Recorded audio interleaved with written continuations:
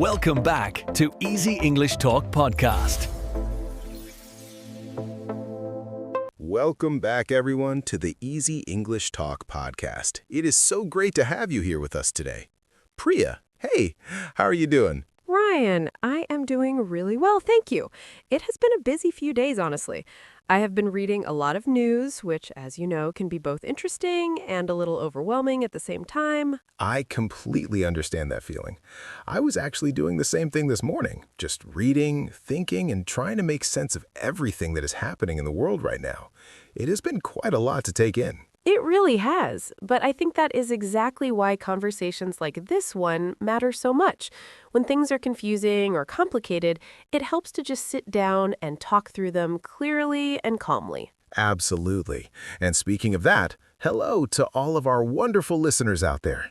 Wherever you are in the world right now, we are so happy you're here. We would love to know, where are you watching or listening from? Please share in the comments. It always makes us smile to see how many different parts of the world this podcast reaches. Yes, seriously.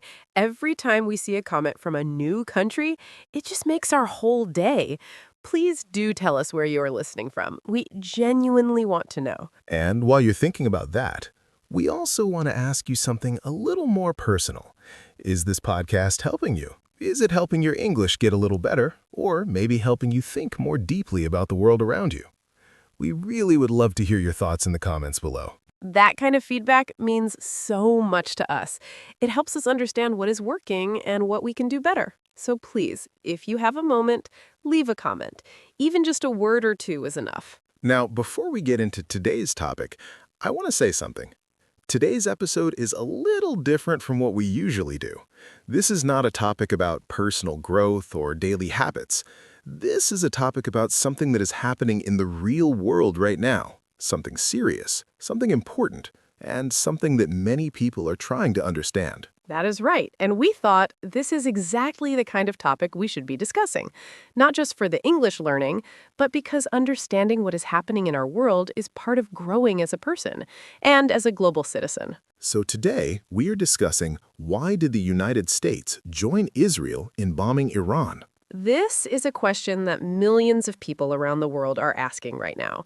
And it's not a simple question. There are many layers to it: history, politics, security, and global consequences. And by the end of this episode, you will have a much clearer picture of what led to this situation, what the official reasons are, what critics are saying, and what this could mean for the world going forward. So even if this feels like a big, complicated story right now, do not worry.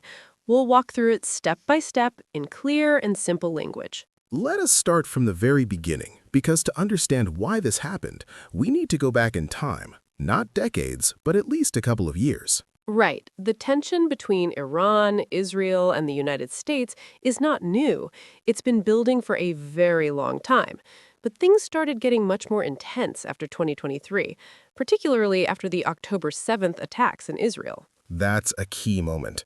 In October 2023, Hamas carried out a major attack on Israel from Gaza.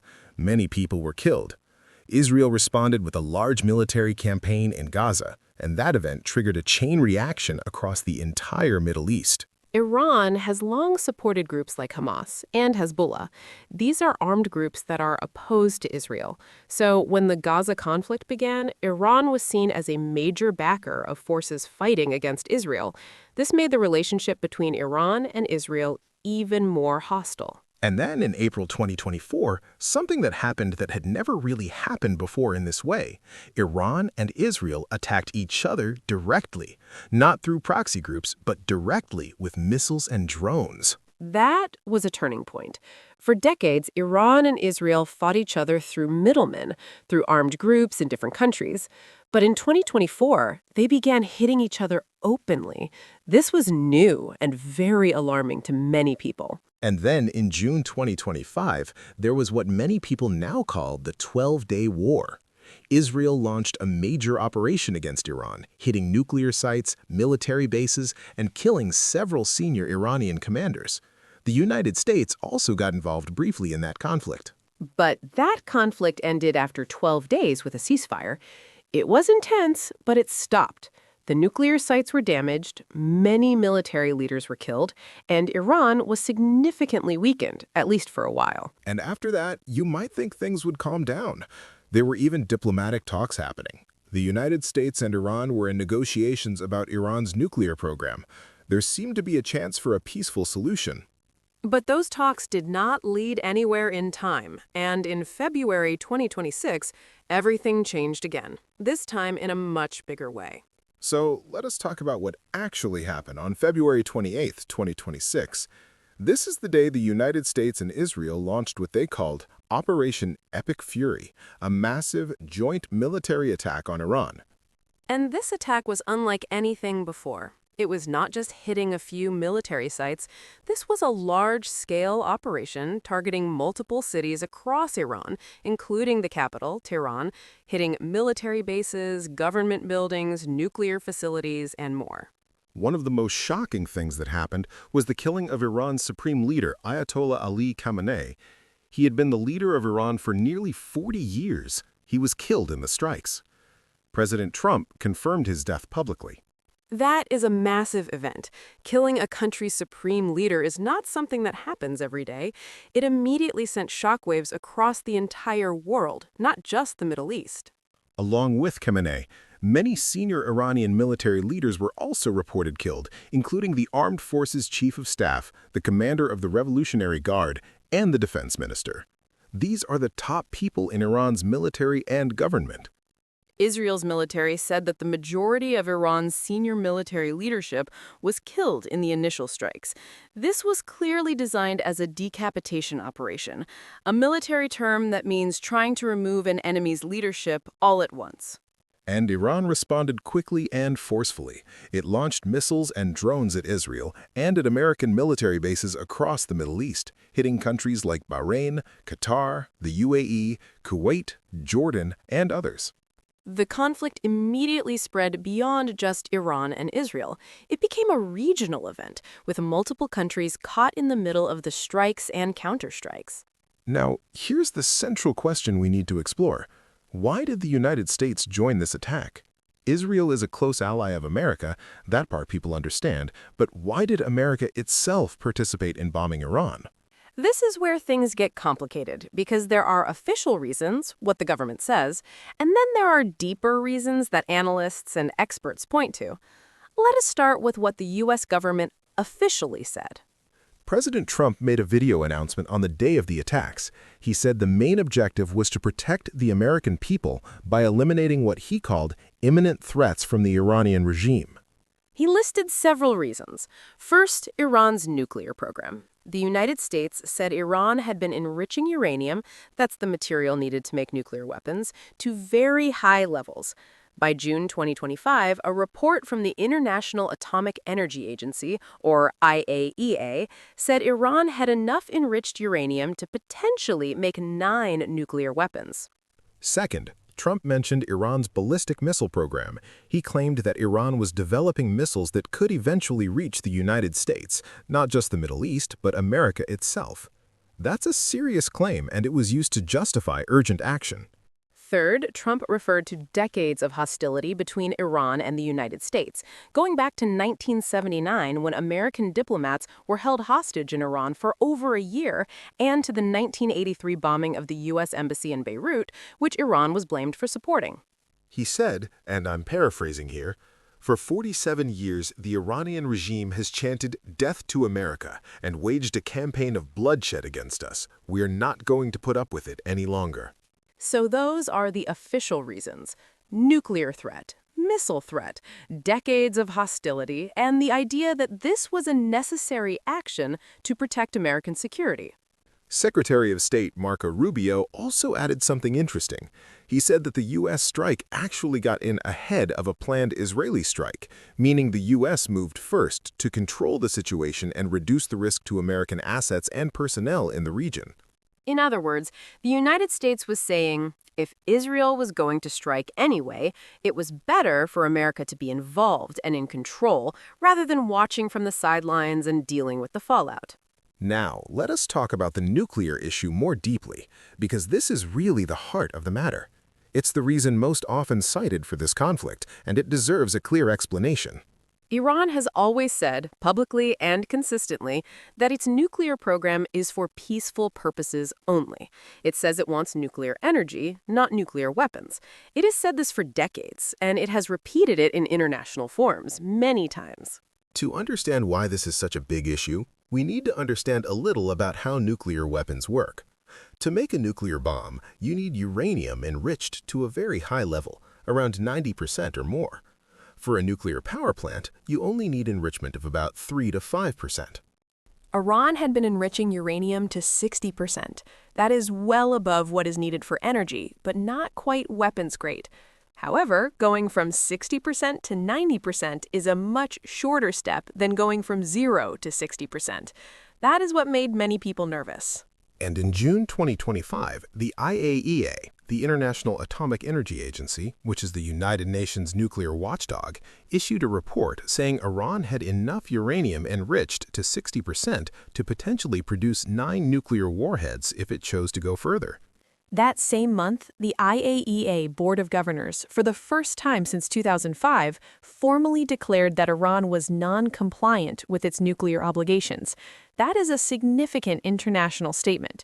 It basically means Iran was not following the rules it had agreed to. And here is something interesting. Even the U.S. Director of National Intelligence, Tulsi Gabbard, said in March 2025, just months before the attacks, that U.S. intelligence assessed that Iran was not building a nuclear weapon. That is the United States' own intelligence community saying this. So there was a real contradiction. On one hand, U.S. intelligence was saying Iran was not building a bomb. On the other hand, the government was using the nuclear threat as a major justification for the attack. Many people noticed this and raised serious questions about the logic. The IAEA director also said there was no proof Iran was actually building a weapon. So the material exists, the capability potentially exists, but the intention, that is where the disagreement lies. Some say you cannot wait until a country has a fully assembled nuclear weapon before acting. By then, it is too late. Better to stop it earlier when there is still a chance. That is the preventive argument. Others say you cannot attack a country based on what it might do in the future, especially when your own intelligence says it is not currently building a weapon. That is the legal and ethical counterargument. And both of these perspectives are held by serious, intelligent people. This is not a simple debate. The line between prevention and aggression is genuinely difficult to draw in situations like this. And here is another detail that added to the confusion. On the night before the attacks, Omani mediators in Geneva, diplomats from Oman who were helping to facilitate talks between the U.S. and Iran, reported that they were very close to a breakthrough. Iran had reportedly agreed to stop enriching uranium entirely and allow full inspection by the IAEA. So the talks were almost at a successful conclusion. Iran was reportedly about to agree to a peaceful deal. And then, the very next morning, the bombs started falling. That timing is something many analysts and observers found deeply troubling. If a peaceful deal was so close, why attack? Why not wait one more day and see if the deal came through? Was it impatience? Was it distrust? Or was the decision to attack already made regardless of the talks? Some analysts believe the decision had already been made, and the diplomacy was never going to be allowed to succeed. Others believe there was genuine distrust, that the U.S. and Israel simply did not believe Iran would actually follow through on any deal based on its past behavior. Let us also talk about the deeper strategic reasons, the things that go beyond the official statements.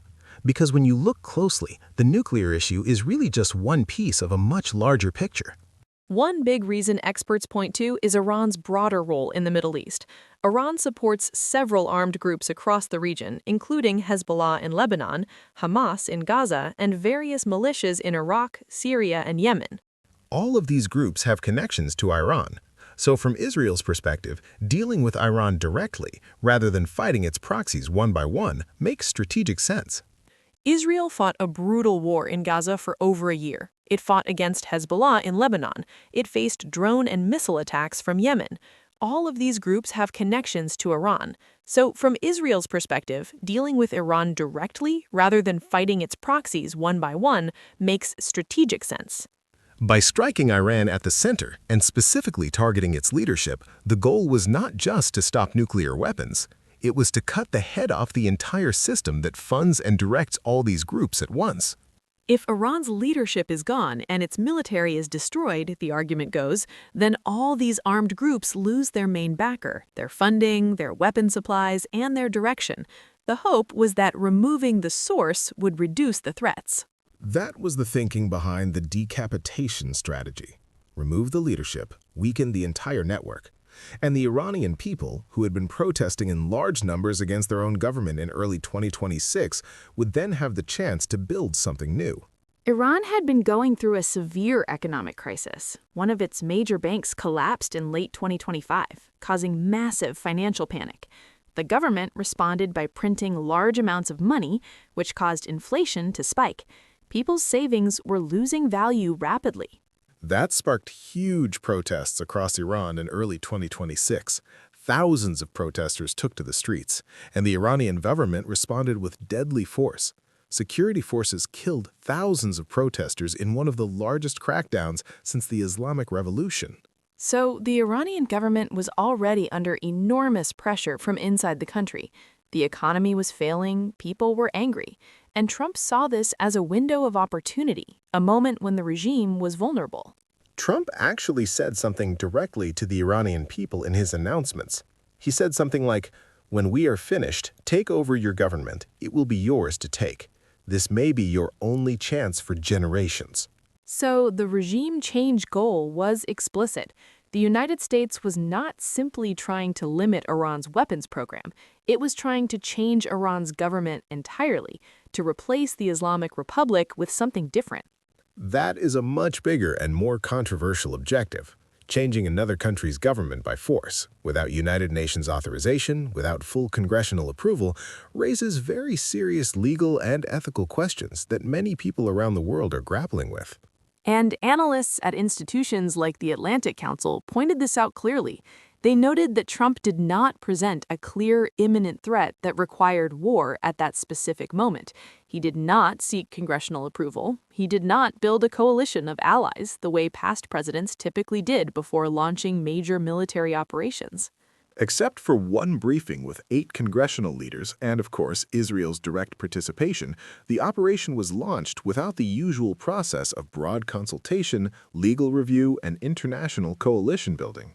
Whether that was bold and decisive leadership or reckless and dangerous unilateralism, that is a debate that will continue for a long time, and reasonable people genuinely disagree. Now, let us think about another dimension of this story, the economic dimension, because this conflict has major implications for the global economy, and that is something every person in the world should understand. Iran is one of the world's largest oil and gas producers. It sits in a region that, together, produces more than 20% of the world's fossil fuels. When that region is at war, oil markets get very nervous. Before the conflict, oil prices were around $67 a barrel. After the attacks began and Iran started targeting oil facilities and shipping routes, analysts warned that prices could jump above $100 per barrel. And Iran made a very strategic move. It began restricting traffic through the Strait of Hormuz. That is one of the most important waterways in the world for oil shipments. A huge percentage of the world's oil passes through it. Blocking or threatening the Strait of Hormuz is not just a military tactic, it's an economic weapon.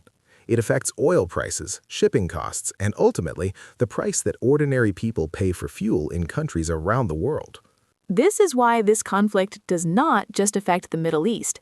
It affects energy prices, inflation, and economic stability in countries everywhere, including the US, Europe, and Asia. China, for example, gets a significant amount of its oil from Iran. Any disruption to that supply creates challenges for China's economy, which then has ripple effects globally. So even if you live thousands of kilometers away from Iran or Israel, this conflict can affect the price of food, fuel, and goods in your daily life. That is how connected our world is. Let us also address the humanitarian side of this story, because it's deeply important and it cannot be ignored.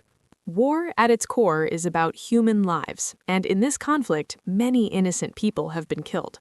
Reports from Iran mentioned strikes hitting civilian areas, including, tragically, schools. One of the most heartbreaking reports was about a girls' elementary school in the city of Minab in southern Iran. Iranian state media and international news organizations reported that over 100 children were killed there in a strike. Images of small body bags laid outside a damaged school building were shared around the world. These are children. Whatever the political arguments are on any side, the death of children is a tragedy that has no justification. The UN Secretary-General Antonio Guterres condemned the strikes, both the U.S.-Israeli attacks and Iran's retaliatory strikes.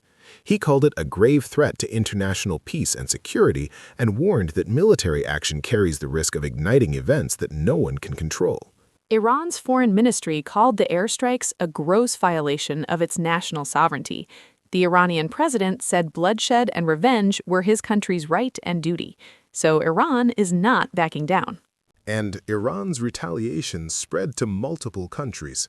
Qatar, the UAE, Bahrain, Kuwait, and Jordan, all of which host American military bases, were targeted by Iranian missiles and drones. The conflict quickly became regional, not just bilateral. Dozens of people were killed in Lebanon by Israeli raids following rocket fire from Hezbollah. Syria, Iraq, all of these places were feeling the effects of what started as a U.S.-Israeli operation against Iran. Now let us talk about what experts and critics are saying, because this is not a black and white situation. There are people who support the U.S.-Israeli action and people who strongly oppose it. Both sides have serious arguments that deserve to be heard. Those who support the action argue that Iran has been a destabilizing force in the Middle East for decades. They say Iran funds terrorism, threatens Israel's existence, and was getting dangerously close to having nuclear weapons, which would be very dangerous for the entire region. Supporters also point to Iran's long history of hostility toward the United States and its allies. From the 1979 hostage crisis to supporting attacks on American soldiers in Iraq, to its missile program aimed at threatening U.S. allies, Iran has been a persistent adversary. They argue that diplomacy with Iran has failed repeatedly over many years. The 2015 nuclear deal, known as the JCPOA, or Joint Comprehensive Plan of Action, was supposed to freeze Iran's nuclear program in exchange for lifting economic sanctions. But that deal fell apart when the United States withdrew from it in 2018 under President Trump's first term. Since then, Iran had been slowly and steadily increasing its enrichment levels, going well beyond what the deal had permitted. So supporters of the action say Iran cannot be trusted to honor agreements. Diplomacy has been tried and failed. The threat was growing, and the window to act without Iran having a nuclear weapon was closing rapidly. They point out that Iran was enriching uranium to 60%, well beyond what any peaceful nuclear program requires. And the gap between 60% and weapons-grade material is not enormous. It could be crossed relatively quickly if Iran chose to do so. And Netanyahu's argument, which he has been making for years, is that a nuclear-armed Iran would be an existential threat to Israel, a country whose leaders have repeatedly called for Israel's destruction with nuclear weapons, is simply not something Israel can accept. On the other side, critics raise very serious concerns. They say the attack violated international law. Under the UN Charter, countries cannot attack other countries without UN Security Council authorization or unless they're defending themselves against an imminent, actual attack. And the word imminent is key. Was Iran actually about to attack the United States? The evidence for that is disputed. Trump claimed Iran was developing missiles that could reach America, but intelligence officials said that was not backed up by the current data. Critics also point out the irony of the timing. Iran was in active negotiations. Mediators in Oman reported that a deal was close. Attacking at that exact moment, some argue, deliberately undermined the chance for a peaceful solution. There's also the question of consequences. The goal was regime change, but what comes after? Who governs Iran? How do you stabilize a country of 90 million people after removing its entire leadership? History has taught some very hard lessons about this. Iraq in 2003 is often cited as a warning. The United States removed Saddam Hussein and his government, but the aftermath was years of violence, instability, and chaos. A power vacuum formed, and new conflicts rushed in to fill it. Critics worry the same could happen in Iran. The Iranian military is built, by design, to survive the death of its leaders. It uses a decentralized command structure, meaning local commanders can act independently even if the top leadership is gone. And indeed, after Khomeini was killed, Iran quickly appointed a new supreme leader, Muttaba Khomeini, and its military continued firing missiles. The decapitation strategy did not stop Iran's military operations the way some had hoped. That is a crucial point. Removing the leader did not collapse the system. It may have even made the conflict longer and harder to end, because now there's no one in charge on the Iranian side with both the authority and the motivation to negotiate a ceasefire. So let us try to put all of this together. We've been covering a lot of ground, and I want to make sure we're bringing it all into a clear picture. But before we do, let's talk about one more dimension, the global reaction. Because the world didn't just watch silently. The United Nations Secretary General condemned the strikes strongly. The UN Security Council held an emergency meeting. Many countries expressed alarm. The world was watching this unfold in real time, and the reactions were deeply divided. Some of America's traditional allies in Europe expressed serious concerns. They called for restraint, for a ceasefire, for a return to diplomacy. Several governments publicly said they had not been consulted before the operation began. Gulf states like Saudi Arabia, the UAE, Qatar, and Bahrain found themselves in a very difficult position. They are U.S. allies. Many host American troops, but Iran's retaliation targeted them directly. They were caught in a war they didn't choose. Qatar, for example, hosts one of the largest American military bases in the world, Al Udeid Air Base. It was targeted by Iranian missiles. A country that had been trying to stay neutral and even facilitate some of the Iran-U.S. negotiations suddenly became a target. This is one of the ways modern conflicts work differently from older ones. You don't have to be a direct participant to become a victim. Simply being a neighbor or hosting foreign troops is enough to make you a target. China, Russia, and several other countries condemned the U.S.-Israel action. China has significant economic interests in Iran. Russia has been a strategic partner of Iran. Both nations called the attack a violation of international law and sovereignty. And within the United States itself, the reaction was mixed. Some politicians and commentators supported the action strongly. Others, including some in Trump's own party, questioned whether it was legal, whether it was wise, and whether America was prepared for the consequences. One of the criticisms raised inside America was about process. Trump did not seek a formal declaration of war from Congress, which is technically what the U.S. Constitution requires for major military operations. Only 8 congressional leaders were briefly informed beforehand. That raised constitutional questions about the limits of presidential power. Many legal scholars said the president cannot launch a war of this scale without congressional authorization. This debate is ongoing and will likely be debated in courts and Congress for some time. And then there's the broader question of what this conflict means for the rules of the international system. If a powerful country can attack another country, killing its leader and targeting its government based on a disputed threat assessment and without UN approval, what does that mean for global order?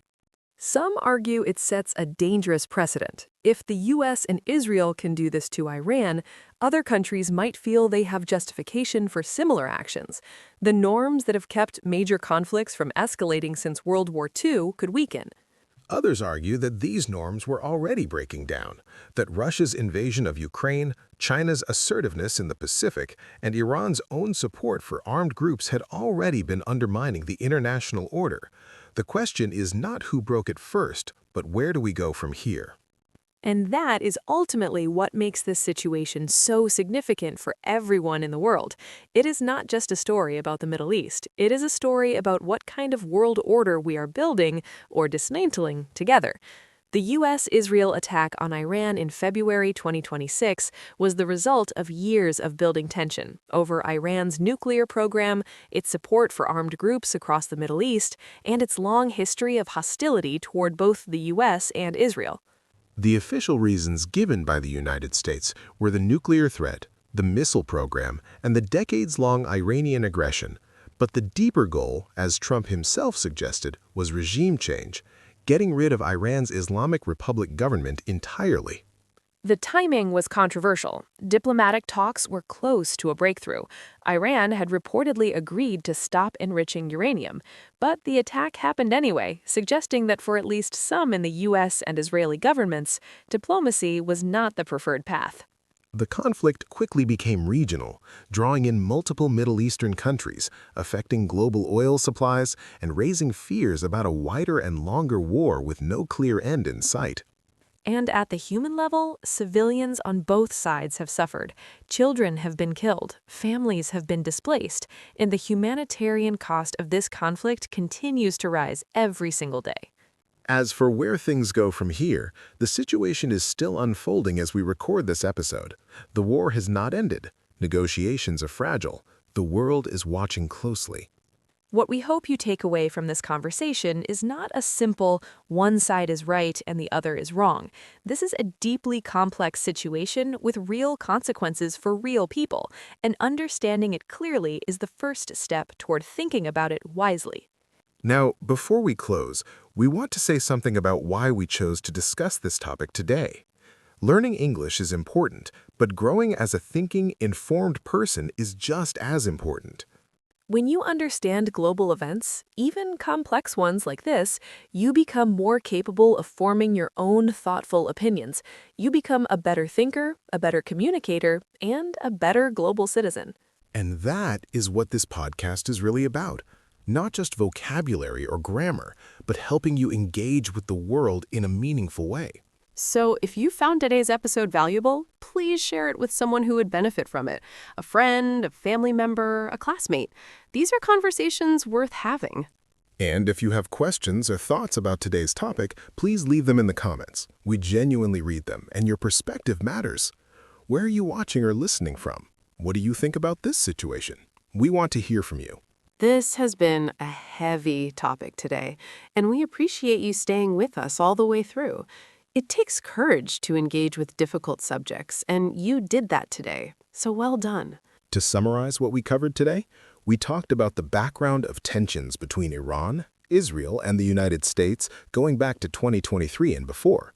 We talked about the 12-day war of June 2025 and how it set the stage for what came next. We discussed the February 2026 joint U.S.-Israeli operation, what happened, who was killed, and how Iran responded.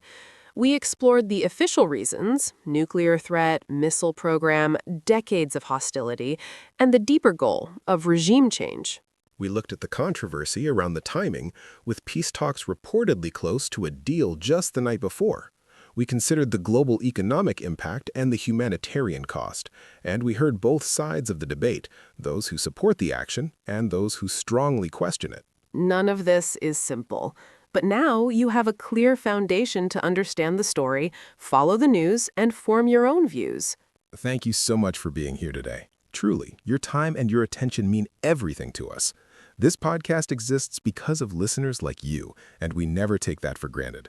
Before you go, if you enjoyed today's episode, please do explore the other episodes available right here on the Easy English Talk podcast channel.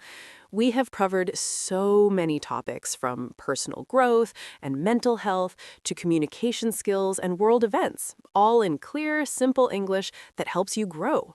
Whether you are a new listener or someone who has been with us for a while, there's always something valuable waiting for you in our episode library. Take a browse, pick a topic that interests you, and keep learning. Because every episode you listen to is one more step forward in your English and in your understanding of the world. Until next time, take care of yourselves. Stay curious, stay kind, and we will see you in the next episode of the Easy English Talk podcast. Bye for now, everyone. It was wonderful being with you today.